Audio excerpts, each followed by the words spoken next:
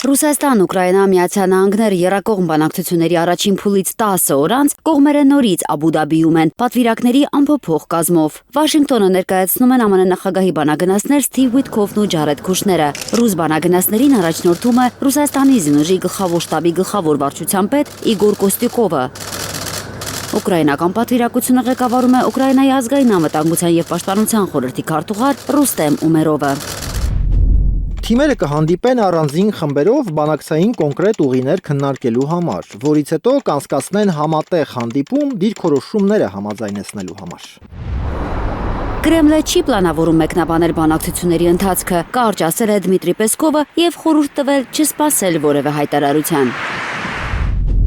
Россия продолжает специальную военную операцию. Ռուսական զորքերը կշարունակեն մարտնչել Ուկրաինայում այնքան ժամանակ, մինչև Կիևը չընդունի որոշումներ, որոնք կարող են պատերազմի ավարտին հանգեցնել։ Ռուսաստանի դիրքորոշումը մնում է անփոփոխ, ինչը հայտնի է թե ուկրաինացի, թե ամերիկացի բանակցողներին։ Ուկրաինական բանակը պետք է լքի ամբողջ Դոնբասը, սա է Կրեմլի անփոփոխ դիրքորոշումը։ Հանգստյան օրերին Մայամիում առանձին հանդիպել են Պուտինի ու Թրամփի հատուկ բանագնացներ Կիրիլ Դմիտրիևն ու Սթիվ Ուիթքոֆը։ Ամերիկացիների հետ ուկրաինացիները առանձին կհանդիպեն Աբու Դաբիում, ըստ Ումերովի։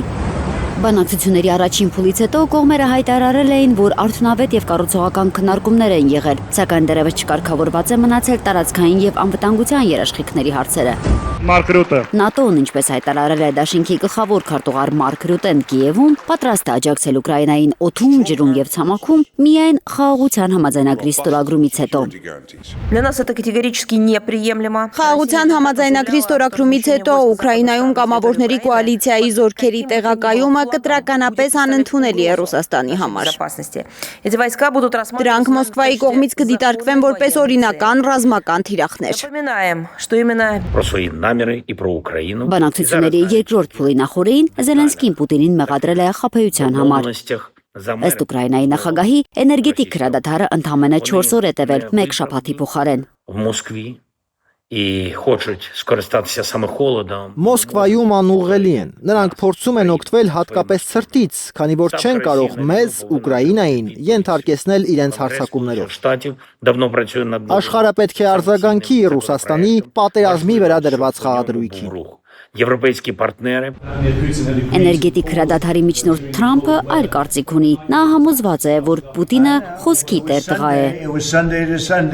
Կիրակիից կիրակի էր։ Հրադադարն ավարտվեց, եւ նա 3 գիշերը ուժեղ հարվածեց նրանց։ Ոչ, նա պահեց իր խոսքը։ Գիտեք, 1 շաբաթը բավականին շատ է։ Խաղաղության շուրջ բանակցությունների նախաշեմին հակամարտող կողմերը ինտենսիվացրել են հարվածները։ Խերսոնի մարզի ռուսական բանակի վերահսկողության տակ գտնվող մասում 4 մարդ է զոհվել, 12 է վիրավորվել։ ԱԹՍ-ների հարվածներից 2 մարդ է զոհվել Դնեպրոպետրովսկի մարզում։ Զապորոժիեում ռուսական ավիահարվածի հետևանքով զոհվել է 2 մարդ, առնվազն 8 մարդ վիրավորվել է։ Ռուսաստանի պաշտպանության նախարարության վերջին տվյալներով ռուսական բանակը մոտ 60 կիլոմետր է հեռու Զապորոժիեի մարզկենտրոնից։ Ծովինար Բարխուդարյան, Անի Ղանդիլյան, Հայլուր։